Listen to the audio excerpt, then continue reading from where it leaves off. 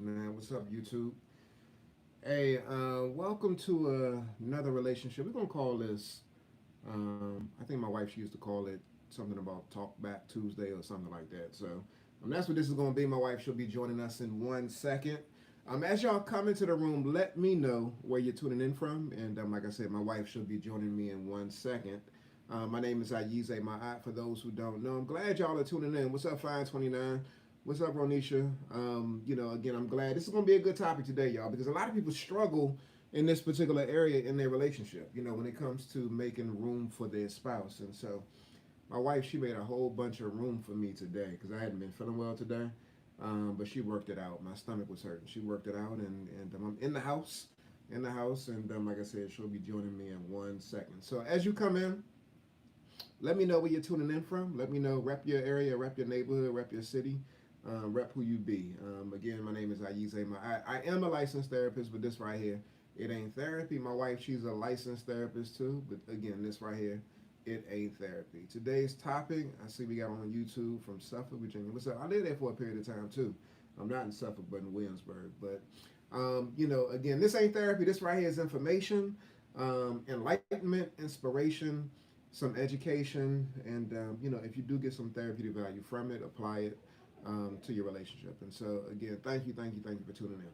So today's topic, y'all, is: Are you making room for your spouse? Are you making room for your spouse? Do me a favor and let me know whether or not you can affirmatively say yes, you are.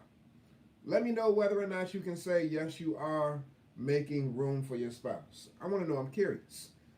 By a show of hands, by yeses, by hearts, by likes, by something. Let me know whether or not you're making room for your spouse. And as y'all come in, do me a favor.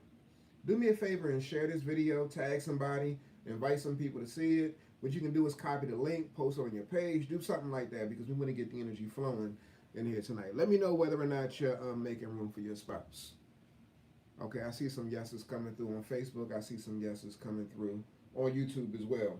So when it comes to making room for your spouse, y'all, this is a really interesting dynamic and element that's been present that we've seen in working with couples lately, where a lot of people are struggling with this, y'all.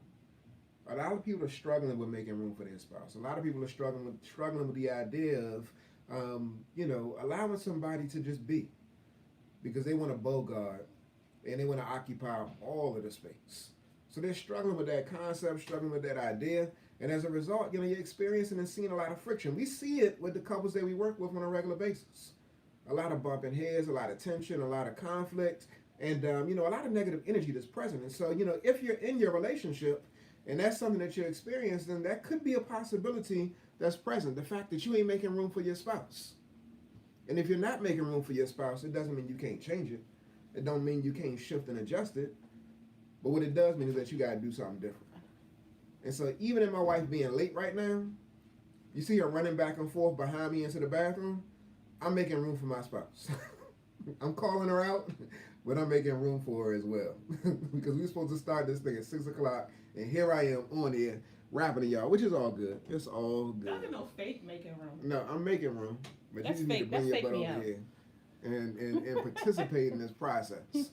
Again, so welcome, y'all. So the queen has finally decided to sit down and I didn't even get a chance to put my music on, to set the stage and set Look, the vibe and all of that. hey, what's going on, y'all? I'm trying to make sure dinner is cooking, okay? Because we on the West Coast You and should over have made here sure that before it's 6 o'clock, time. and it's nice and easy for you to say I should have made sure of that before when you ain't doing it. So I literally told myself when I came in here, I don't care what he's saying and what you talking about. I'm not making no room. So anyway, I'm just playing, guys. Welcome, welcome. Look, so let's define this real quick. I want to make sure we define what it means to make room. My husband just assumed that y'all knew what he was talking about. How you know they even know what you're talking about? Well, if you was here, you might have been able to participate in that early process. So look, so again, I'm Iyana Ma'at, and my husband and I, we coach couples each and every single day. It's what we do for a living, and what we do. If I can walk y'all through a little bit of how we operate when we are with couples. What we do is we do an initial exploratory session, right? And we just want to hear from them. We take them through a process where we're looking at everything from how you met, how you came together, what your upbringing is, what your backgrounds are, what you all both each individually perceive the issues to be, how long the issues have been, are they around particular areas, are they in general? We ask all kind of things. We're looking for the trends and for the themes that pop up in your relationship, and we're observing the dynamics. You know, folks start getting into it a little bit, or you know, sometimes folks keep it together, but you can see a little something, and so we're paying attention to all of that. And I mean, I would say probably about, y'all, for real, I mean, I don't know, but I want to say 70%, 75% of the time, one of the things that we give feedback, because we give some initial feedback and some initial impressions about off the top, is you need to make room for your partner. You need to make room, make room. And so making room is not just about, like, do you have your space on the counter in the bathroom so that you can get ready with ease in the morning. Making room is understanding that somebody is different from you. Making room is really understanding that if you have a particular perspective on finances, if you have a particular perspective on how y'all should roll in terms of going to church together or your spiritual practice, if you have certain expectations around how you all are going to be with the children, or how you're going to deal with in-laws, or how you're going to roll during the pandemic, right? Because everybody has their differences. That even in the midst of that, that there is no one way to do things. And a lot of times we see folks who are really saying, like, he's not doing this. He's not meeting my expectation. He's not showing up. She's not, you know, really coming the way she should be coming. I don't appreciate that. And I'm just going to keep it 100 today. Can I just keep it 100 today? I'm just say this, y'all. And I know this is not a popular thing to say, but I'm going to say, and men do it too, but I feel like as women, we have such particular kinds of ways that we operate, from how we were raised, how our family does things. You know, like I see it a lot with us, y'all. I see it a lot. I saw it in myself. I still have to check myself at times. Sometimes I know I'm doing it, and I still don't even check myself, right? And then I have to come back later on and really, you know, call it out for what it is. But I do see us as women a lot of times, as wives and girlfriends and committed partners, really trying to squeeze our partners into boxes to really line up to what we want them to line up to. I don't know how many times we've been in sessions, somebody says, not somebody, a brother says, you know, like, I just kind of like, you know, fell back because it doesn't matter what I say. Yeah. Like, if I don't get to where she wants me to get to, it's a never-ending conversation. That does not happen one time. That has happened 20,000 times in our work with people. And I know if I just really be real, and if you really be real, I know that sometimes it's like that with my husband, where I want him to get to where I am, but I'm not making room for him to be where he is, to perceive as he perceives, and not paying attention to where he is perhaps making progress, where there are things happening and based on the feedback that I've given, because it's not like exactly like I wanted. I'm not satisfied yet. And so we see that a lot. I just want to ask a question, see if there's any honest people in the house tonight. Any honest people in the house tonight that some of this is starting to resonate with you a little bit, because that in some ways you are oftentimes having a critical eye, having an outlook and that comes across as oversight versus partnership. You understand what I'm saying? Women say we want partnership, but he over there and he ain't partner, and that's a problem. Yeah. Why are you looking at me like that? I'm saying that because I'm trying to drink my tea. You're the men representative up in here. Okay. And this is a common thing we see working with black couples, right? So we're not saying it's a black couple thing. I'm just saying that's who we specialize in, right? So we see that in our community. But women are like, can I get some partnership? Can I not be leading all the time? Can I get some, you know what I'm saying? Can you help me with this? Can you give your input? But what I oftentimes will say, because that is a theme that we see in terms of relationship dynamics and African American and black couples, is like, but you gotta fall back, sis. If you want him to step forward, then you have to fall back. Yeah. And you have to make room. And so that is on both sides, right? But I do see it very heavily because, you know, as women, I just have to be real. We're gifted. So we got a lot of expectations, a lot of things we want to juggle and move on, but we oftentimes are not making room for our partners to be who they are and to be where they are as they're moving throughout their trajectory. Yeah, so when we speak about, this whole piece about making room, it's really important that I mean, if I had a visual, just imagine yourself walking into the room and you're an inflated balloon.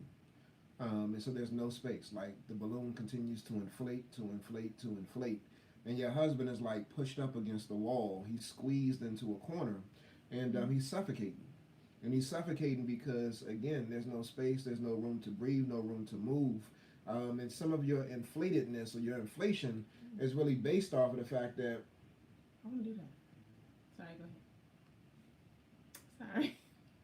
Sorry. Some of the inflation is really just based off of how you show up, your perception, your perspective, and your approach. And so, again, he's feeling suffocated sitting over there in the corner.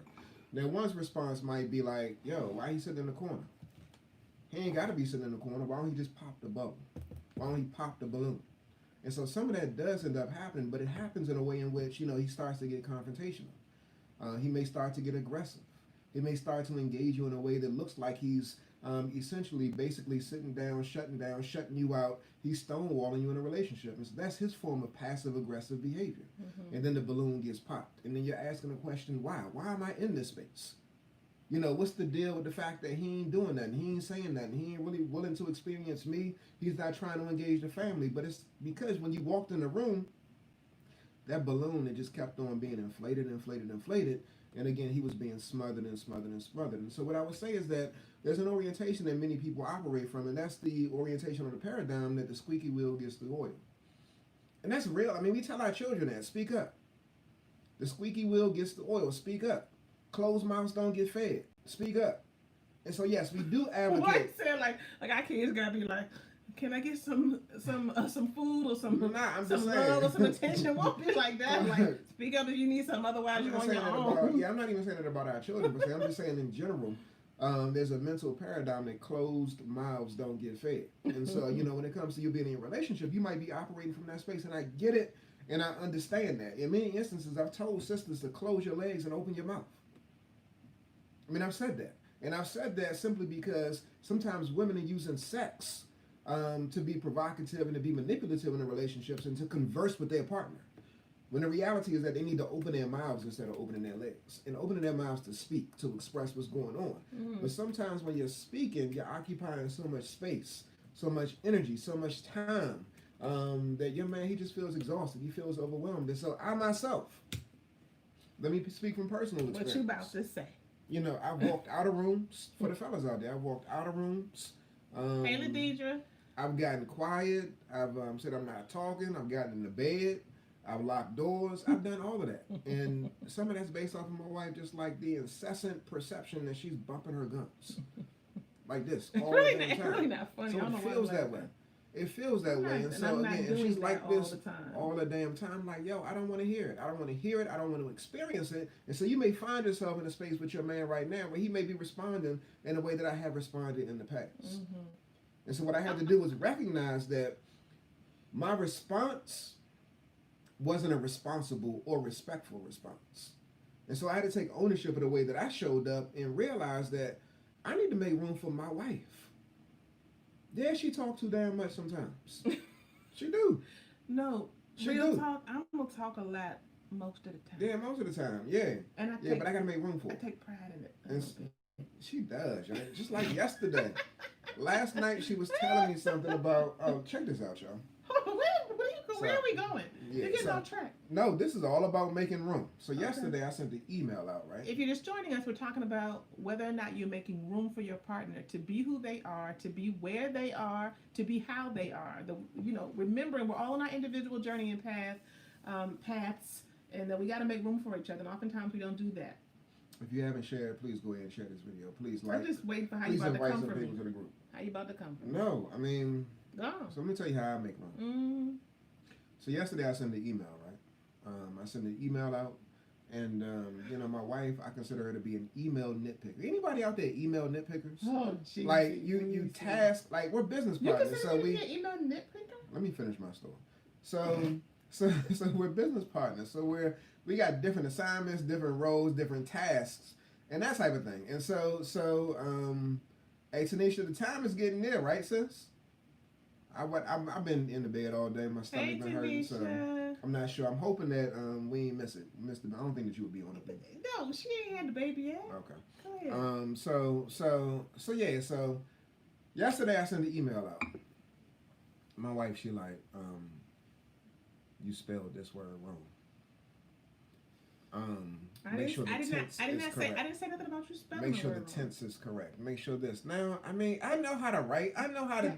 I know how to type. I know how to spell. Why did you send this? Think about the tone. Think about the energy. Think about the way in which you said it.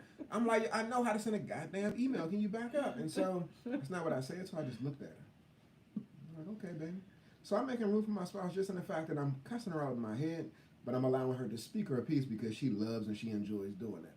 Now, what she said to me after she said that piece, she said, when it comes to emails, I kind of like get off on reading emails. Like I get off on talking. Like I get off on talking. And so, the more I talk, the more I express myself, I like find myself in a rhythm and it's starting to feel good. Like it almost sounded like, like a sexual experience, like the process of like you speaking. I'm gonna let you finish. And so I'm getting back to the point that when my wife said that she's a talker, she is a talker, but she gets off on the experience of talking. She loves it. And there's a lot of women that love that too. They like the way they hear themselves. It's an email. I think by you going through the email with a fine-tooth comb, I think you might get some elation from that experience as well. Hold on, let me be clear. Ecstasy from reading emails. So what's true about what my husband is saying is that, yes, we're business partners, right? And so I do have to pay attention to, he's going to do things the way he does things. I have a very systematic way that I communicate with our clients, that I follow up with people, that I move from one thing to the next thing, right? I mean, we're all like that, and we have our own particular ways. But you're saying Yvonne, you better stop. Look, I'm not coming talking about, no, you spelled this word wrong. I'm coming talking about, you sent it to the wrong client. You didn't look at the email and you sent something to somebody else. You ain't even sent it to the right client. Drink your tea on that. Okay? That was an example. I've never said anything about you spelling stuff wrong. I'm not that much of a pressed person, right? But or I'm like, you know what? You said this in this email, but you didn't read your last email because this email right here don't make sense. Because you didn't reference your last email, so now you confused the client, right? So anyway, look. So let's use this as a real life example. So when I see those kinds of things, right, I do have to make room, and I do have to, I feel like I need to give feedback because it's like real life situations going on where you need to correct that. But at the same time, I'm not going to give you feedback around spelling stuff. Don't simplify. I ain't never said you spelled this wrong. I did say you spelled the email address wrong and sent it to the wrong person, so they never got it.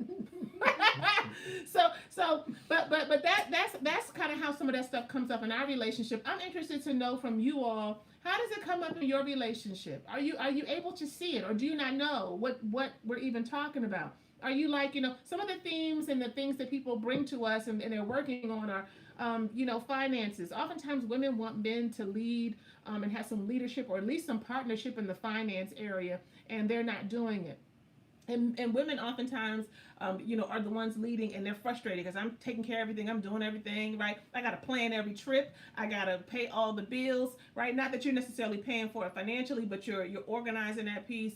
And women are frustrated and feeling like I'm all by myself. But here's the thing, my question. So first of all, did anybody feel that? Anybody know what I'm talking about? Okay, I see a few hearts. You know what I'm talking about, you too. But I always ask folks, and real talk, it's hard for me too. If you want something to be different, how do you make room for your partner to step into places that you want them to step into? Okay, Yvonne talks about managing the home. I saw Tiffany earlier saying, "Ooh, I'm ashamed. My husband talks about this. This is his complaint." Don't be ashamed. Shame is not a useful emotion at all in any shape, form, or fashion. So if you feel a little shame, just get it up off you because it don't help nobody in any way. We all experience it, but it's not helpful. So don't even try to hold on to that, sis. But oftentimes we are not figuring out, like, what do we have to do? And as I can just speak as a woman, as women, like, we have to learn how, if we want someone to step forward into something, we have to step back. We can't be like, come on, can you come to it? And this how I have been with my husband. especially in business. Lord, pray for us. But in this business, I'm like, come on, can we need to have a meeting? We need to talk about the budget, personal finances, and household budget, and business budget, and we need to have an agenda, right? And I sent you an email, right? And I have the all these things on the email. You understand? Like we have all these different things, and that's not his flow. So how am I making room for him? How are you making room for your partner? And I'm talking to the women because I'm a woman, but this is also for men too. Whoever tend to be the most overbearing, particular, prescribed, systematic kind of structured person, you need to pay attention to that, and you need to figure out how it is that you can make room for your partner. But I want to hear from y'all. I want to know who is. I want to know who's. Let's see, who's experiencing this. So Yvonne said. Told Pete recently, I remember learning how to just wait after. What is you talking about, Yvonne? I'm lost. Maybe that one got nothing to do She's with what I'm watching saying. Black Love. Bro. How to just wait? Yeah, how to just wait. Like, be patient. Oh, be patient and just sit back. I be slow sometimes with these things. Thank you for the help.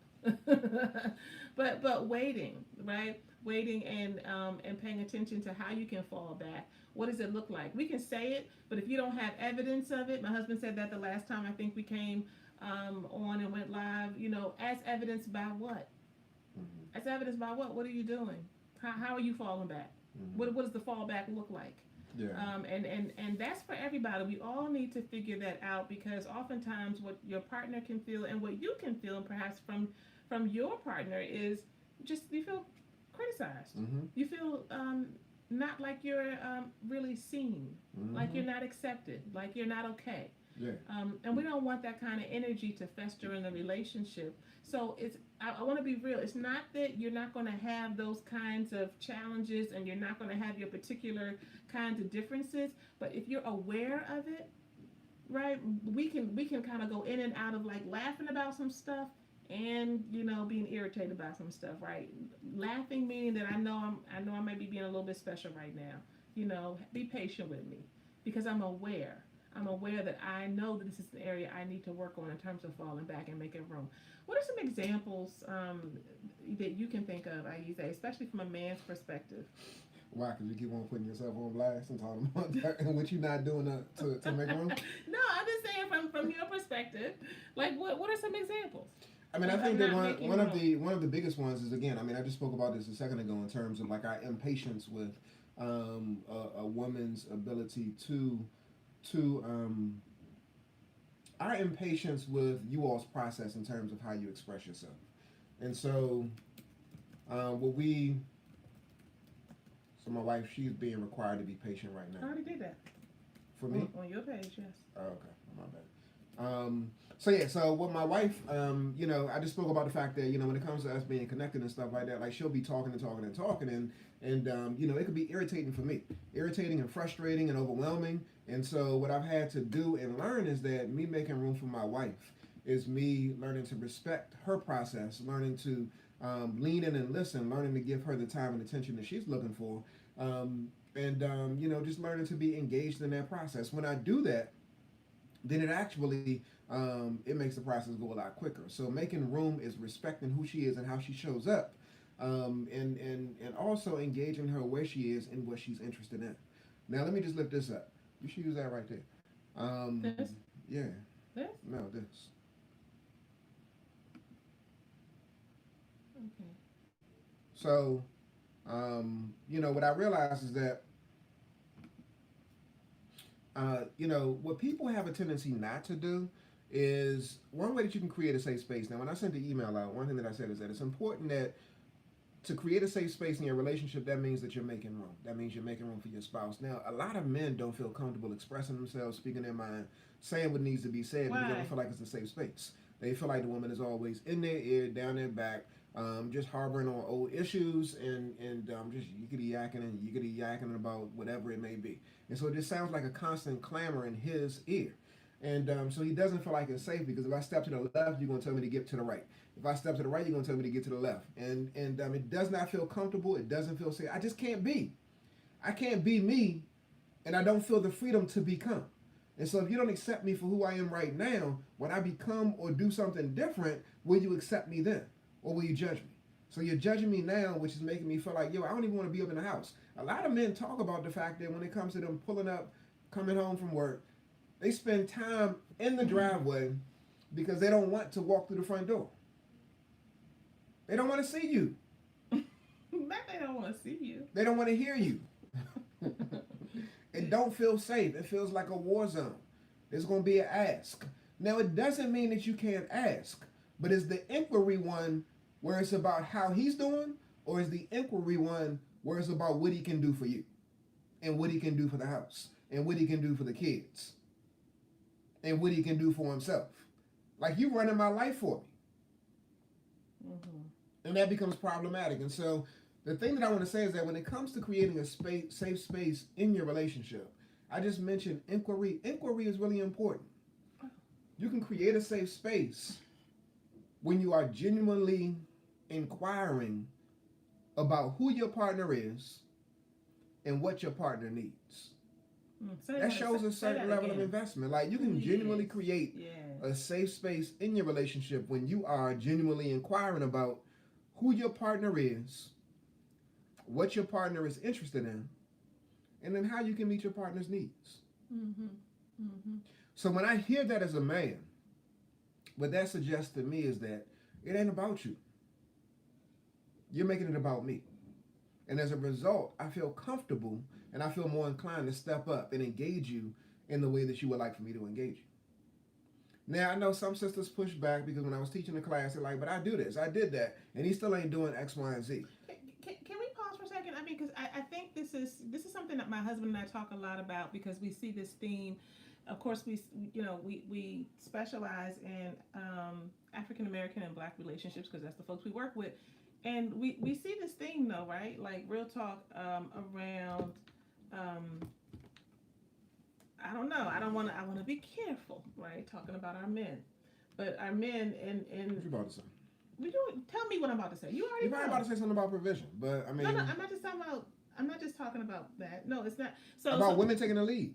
Yeah. Yes. Right. Mm-hmm. Talking about leadership and particularly in our community, we know that when we go back and we look at slavery, we know that is something that is that has been shifted. So can we talk a little bit about that? I mean, I just think that is a real piece. We know that when we look back historically, that women and not just going all the way back to slavery, you can just look back at in the welfare state and that kind of thing. But there has been historically. Women have been put in a place, Black women specifically, women of African descent, have been put in a place where we then have to take care of and kind of shelter our men, shelter our boys, shelter our men children, our boy children, to make sure that they are not threatening, to make sure that they are not coming across in a way that is too much. And somehow, it's in some way, I need to go study this with, what's her name, Joy Leary DeGraw, right? Who talks about post-traumatic slave syndrome. I don't want to go here too long and too hard, but definitely where we were put in a position where we then had to kind of lead, and we had to stand in the front to make sure, because you were a threat, to make sure that you were not taken advantage of, that you were not wiped out, that you were not killed or taken from us. And that thing has followed, because I cannot tell you, I don't care in what way, I don't care what socioeconomic level, what I'm saying? We're both social workers, right? We have been out in these streets. We have counseled people from every socioeconomic level. We have, work with white folks, Black folks, and I'm talking about Black folks who are from the hood and Black folks who are solid middle class and bougie and all of that, right? And the dynamic is the same. And I find it fascinating where there's this kind of dynamic set up where oftentimes I'm like leaning on women, like, fall back, sis, fall back, so that he can step forward. But I just wanted to look this up, because I do think that there is frustration for a lot of women. There's frustration. There definitely was frustration in my marriage, in my relationship early on, feeling like, why do I even have to do that?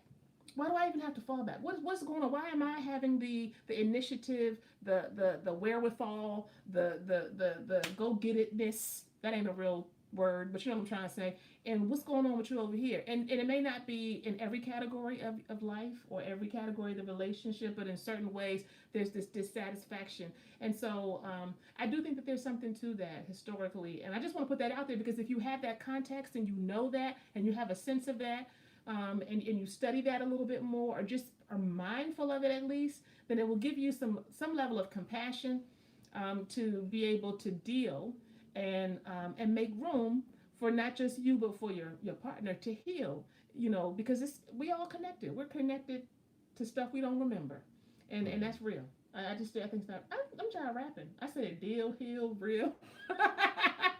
Let me find out. So anyway, I just think that's important because I think sometimes we don't have that context or we don't pay attention to that piece. Yeah, so even when my wife says what she says, I do You want to feel some type of caution. way about that? I mean, I just want to caution the sisters because what she's speaking about is real. You know, I mean, I oftentimes speak about the epigenetic impact of slavery What's epigenetics? and just how things are passed down from generation to generation to generation in our psycho emotional DNA. And we show up a certain way based off of what we Yeah, experienced in the Chrissy. past. And so yes, I definitely get it. But I do want to caution the sisters because if you embrace and adopt that line of thinking, What line of thinking? the line of thinking that men ain't doing nothing. See, Are you saying that's what I was saying? it could be perceived that way. I'm not saying that. I'm just trying It to could be call a thing a perceived that thing. way. I'm saying And there's so a when you dynamic. call a thing, so here's the thing. So I know of men, and even myself included. I'll use myself as an example. So my wife, she was out grinding, had a 9 to 5, doing her thing. Um, I was working too, but it's not like I was working the same way in which she was working, and so the perception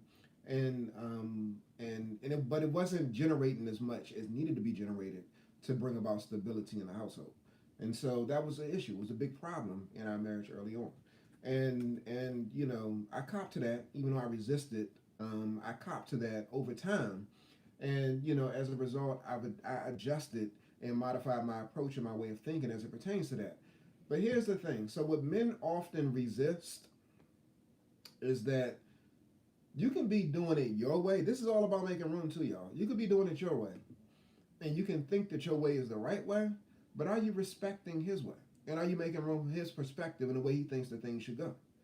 Now, I think that we've been conditioned in this society to approach relationships, to approach work, to approach how we engage our wives, husbands, children in a particular way, just based off of it being a patriarchal society. And so when it comes to the woman getting her grind on, getting her hustle on, what messages do we see in media that assist in perpetuating you all, ladies, showing up in a particular way? So when my wife speaks about the fact that the women, the sisters, they be grinding, a lot of times there's messages, whether it was through your mama, whether it was through, what you see in, popular culture. This is what women do. And so who are men looking to? Who are men looking to and what messages are being reinforced? As a boy, a lot of men are looking at rappers. A lot of men are looking at athletes and entertainers, not their daddy, not their uncle, but they're looking at entertainers to be the people that are providing the pathway to get to where they want to go. And so what does that mean? That means that it's a long shot. It's a long shot for him to get to where he wants to go, but it's not in his conscious mind. He's not consciously thinking about that, even though that's what he wants. And so it's what he wants in terms of being able to provide, but he does not know the pathway to get there. And so what does he do? He avoids certain things because it's not in alignment with what he sees other men who are successful doing. He wants to be an athlete. He wants to be an entertainer. He wants to be a lawyer.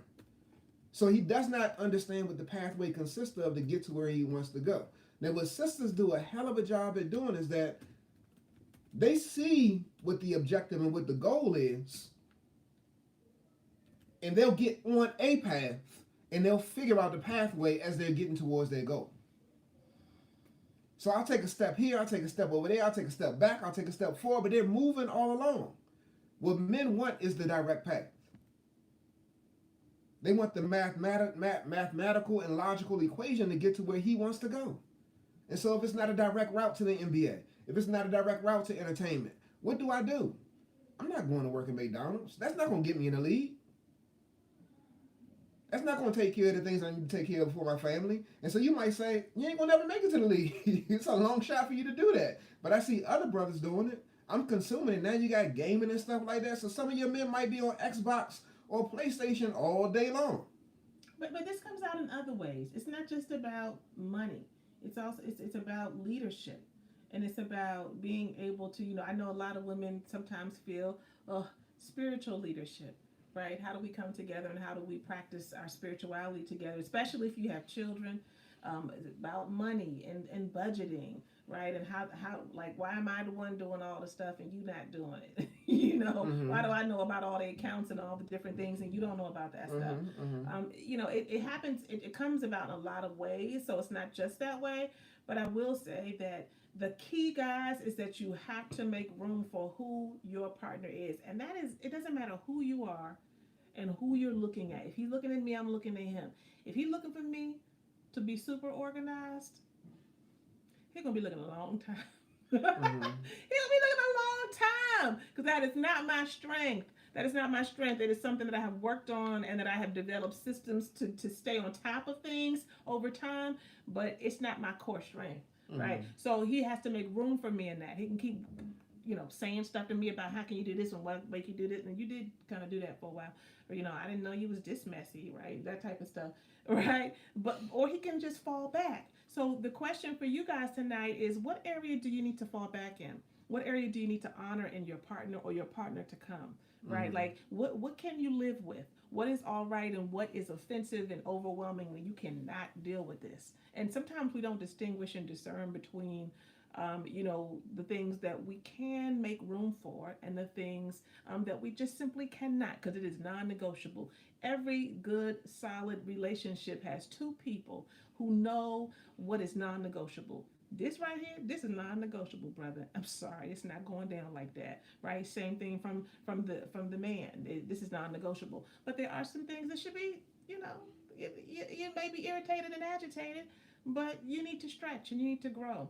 And that's something that I think we need to just pay attention to. How are you making room in your relationships? Zakia, thank you for sharing. It gets back to whether or not there's genuine inquiry in your relationship. Like, are you really legitimately concerned and wanting to be a partner with your partner? Are y'all wanting to be teammates? Are you wanting to connect in, or are you wanting to essentially drag him or her along? And the reason why I say that is because, so my wife, she mentioned the whole leadership piece. Now, she mentioned that in the fact that, a lot of times women are leading in many areas in relationships than men aren't. But then, so my question would be, in what areas are men leading than women are? And why is it even a competition?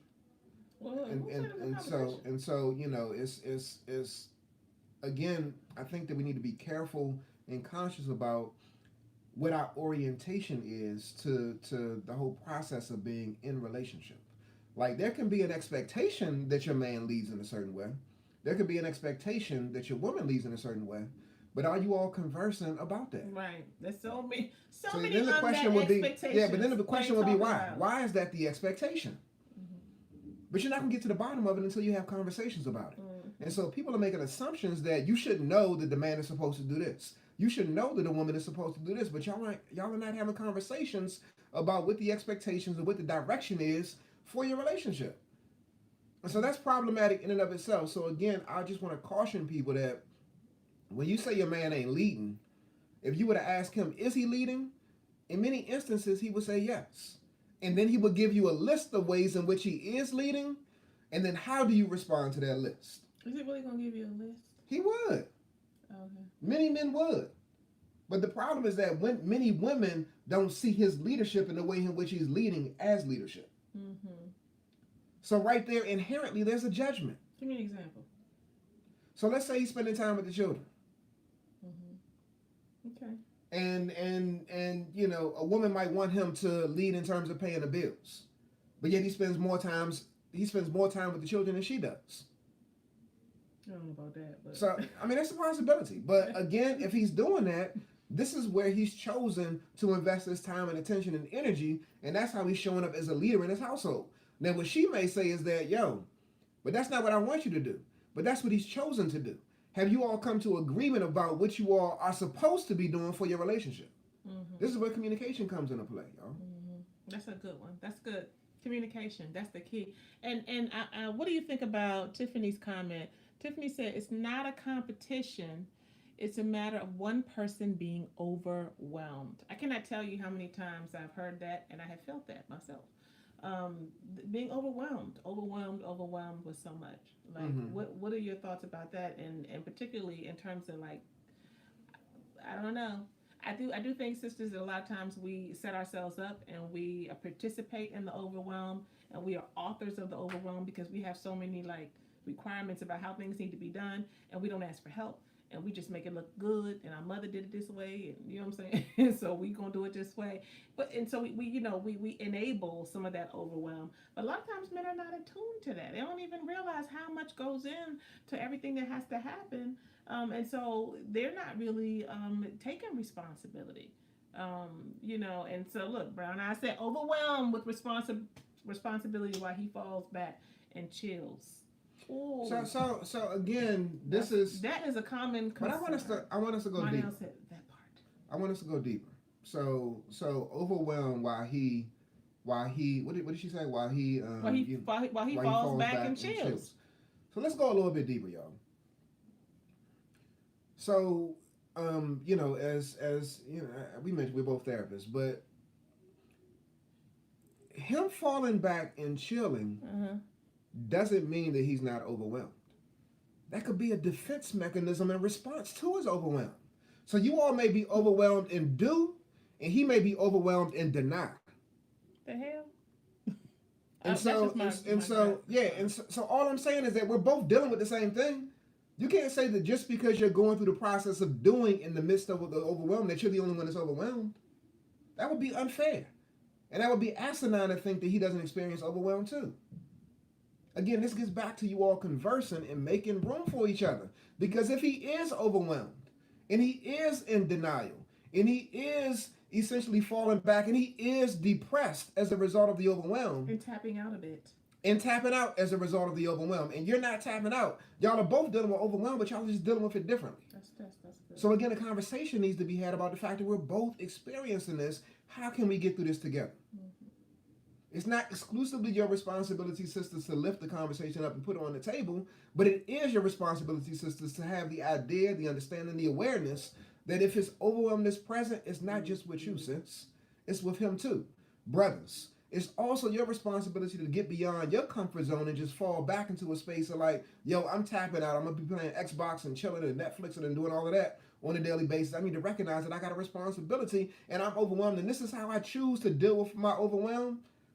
It's irresponsible of me to put my wife in a position where she's dealing with overwhelm too, but she's still in the process of doing as she's dealing with. But again, we're both dealing with overwhelm. And so we got to make sure we're making room for each other. So y'all saw how my wife made that face, was like, what the hell? That's a natural response. That's a natural response. Like, are you overwhelmed? But you decided you had to take a nap. And so what happens is this. So what men feel is this. Like, so she's like, what the hell? But you understand what I'm saying, right? I get it, and I understand. But it is judgment. It is judgment. He feels the judgment, and then he feels like it's not a safe space. So he can't be overwhelmed. He needs to step and fetch it, tap dance the way you want him to tap dance, and do what you are doing in order for him to be okay with you and okay in the relationship. Well, let me just be clear. So what I'm responding to, I wouldn't respond like that to you, right? I'm just giving you my in the gut responses in this moment. But if you are overwhelmed and then you feel inspired or compelled to take a nap, I'm just giving a scenario. While I'm busting my ass, you need to get your ass up. That's just how I feel. So I wouldn't say it that way. That's just Iana in authenticity, right? Like, oh, I hear you, right? But I'm gonna need to figure out how you need to get up, because I'm up and I'm struggling. And I think a lot of women feel as though we keep pressing, right? Mm-hmm. It's in our DNA. You know what I'm saying? It's in our DNA. That's how Black women roll. We do what is required. And then when people, and this is a part of that double-edged sword, sisters, that can kind of mess with us a little bit. And then if you whining, I don't care if you're my staff member, I don't care if you are my child, or I don't care if you're my partner, like, I don't got time for that. We have to get these things done. right? So let's get these things done. And so I might know how to show up in a way to supporting, but at the end of the day, we need to get things done. So so sometimes there is a there's a double-edged sword there though, because we need to be able to recognize when people just need a space. People need a space to be able to kind of fall apart a little bit, and we're oftentimes as Black women so hardwired to get it done, like to take care of things, to make sure that things are straight, that we don't make room. We Mm-hmm. don't make room. We don't make room for our partners, and for real, we don't make room for ourselves. Mm. Because to even consider that we would then, like, I can't even, my husband sometimes to say to me like, just go sit down, or just, I'm like, what do you know what I got to do, right? I can't even consider it. And I do, again, as I said earlier, I do think some of that is historically, hardwired into our DNA. And there are strengths from that. And I give respect and praise to my ancestors for that strength. But I also recognize some of the challenges that come with that when we don't know how to just rest. We don't know how to rest and how to sit down. We say we need it, but we don't want to do it. And then I get mad or irritated when my partner seems to to take a little more rest than I've ever taken. So we got to pay attention to that. So again, if you're just joining us or you're seeing this on the replay, please do type replay. But the theme tonight is make room for your partner. Make room for them. Make room for them to be who they are. Not that you can't have any expectations, not that you're not able to have standards or to say, I need to express some things to you. I have some frustrations, some gaps, you know what I'm saying? But make room and recognize that everything can't be an issue. So, what are the things that rise to the top that are really non negotiable? Everything else, make room. And if it's hard for you to make room because you just want to say some things or let them know a few things, or maybe you just really are 100% right. Oftentimes, I'm biased. I think I'm right. I think that the sisters is right. Yeah, you Half, do. half the time. You know what I'm saying? Maybe about the majority of the time in a lot of ways. But it doesn't matter. It doesn't matter because what you do is you sacrifice the relationship. You sacrifice the intimacy. You sacrifice the closeness. You sacrifice the trust, right? You sacrifice the journey that you all are on together because you are so committed. You understand? You're so committed to, Mm. and I'm a living witness to that. Hmm. And so you have to know when to fall back, how to fall back, and if you don't even know the answer to that right now in your particular relationship or the one that's to come, that's your work. How do I fall back? Where do I fall back? What does that look like?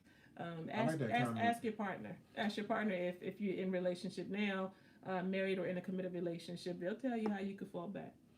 Yeah, I like that comment Marnell said. She said, there were times I could be taking a pause, but instead, I would be finding things that needed to be done while he was resting. I know, right? Yeah. And then later on, I'm not saying it's you, Marnell, but I've been there. Later on, whether it's that day or another day, and then I'm irritated looking at him. Like, what the hell is he doing? You know what I'm saying? Meanwhile, he getting his rest. Right? And I think it's a him issue, but that's a me issue. So relationship work, y'all, is personal work. Relationship work is personal work at the end of the day. And the question tonight was, how are you making room for your partner? When you make room for your partner, you think you're doing it for them, but ultimately, you also let a little bit of ease come into your shoulders. You relax a little bit more, and you also make room for your own restoration. Yeah. You make room for your own um, ease and not having to be frustrated and tense all the time because you're choosing to stop playing And start pushing. But before we and go there, start y'all, pushing. let me just drop this really quickly. What? I just want to say, Oh, okay, go ahead. I wasn't about to say nothing about that, Well, I'm about to. but I just wanted to say really quickly that an action item, y'all, that I want y'all to take away is that, please ask questions. Ask questions and inquire of your spouse, what they're looking for, what they need. Um, what does it mean for them to have a safe space? I mean, ultimately, what we're speaking about is you all engaging in conversation, you all connecting in more, and really getting clear about just what this whole piece about making room looks like and feels like. And so, in order to do that, you got to talk to your man, you got to talk to your woman, and again, ask questions and do it and do it in a non-judgmental way. Receive the answers in a non-judgmental way, and when you do that more and more, what happens is that you'll start to begin that process of creating that space, safe space, where your man will be more inclined to open up and share with you, and your woman will be more inclined to open up and share with you too. Again, what's really important is that we make room, y'all. We're not the same people, we're different, and we got to make room for those differences. Yeah. Okay, real quick shout out to Ayize Ma'at. His breakout performance is happening on this Thursday, October the 15th, on Netflix in a new anthology series coming to Netflix on Thursday, October 15th, y'all. It's called Social Distance. Y'all got Netflix, right? Y'all got Netflix. Can y'all go look at it? You have, it's an anthology. I didn't even know what an anthology was. An anthology is, I don't even know if I know how to explain it, but every episode is different, right? Every episode is different. It's not like you follow one to the other. They're their own entities, right? And my husband and my son are in the last episode. They're in the finale, the last episode of Social Distance on this Thursday, October 15th. Okay, and they are, that's a whole story, y'all. We can get in here and talk about that story in terms of his experience with that. But it's amazing. Our son, for those who don't know, is an actor. He is on This Is Us. I think I see my old supervisor on here. I think I do, but I'm not sure. And so she knows that process that we went into in terms of trying to make a decision to come to California to support our oldest son after he was in the amazing Netflix miniseries When They See Us. Then he joined This Is Us cast, and then look at God. Then all of a sudden, y'all ain't gonna believe. We ain't gonna go no long because we've been on here long enough. But when that come out on Thursday, we're gonna get on here, y'all, because I want you to even be able to get a glimpse of I hope so, Yvonne. possibility based on his experience. Because are you an actor? Yeah. He's an actor now because he killed it. He killed it. So on Thursday, October 15th, check out Social Distance on Netflix. And we're going to come back on and tell the story of how that opportunity even happened for him, right? God is good. God is good. All right. So I wanted to put that out there. Thank y'all for all the congrats. Where do you need to fall back? How are you making room? I know your boo need to make room for you too, right? But you on here and you watching. So you got the most insight, which means that it's your responsibility to lean in and use it first. All right, guys. Thanks, guys. Bye. All right, peace.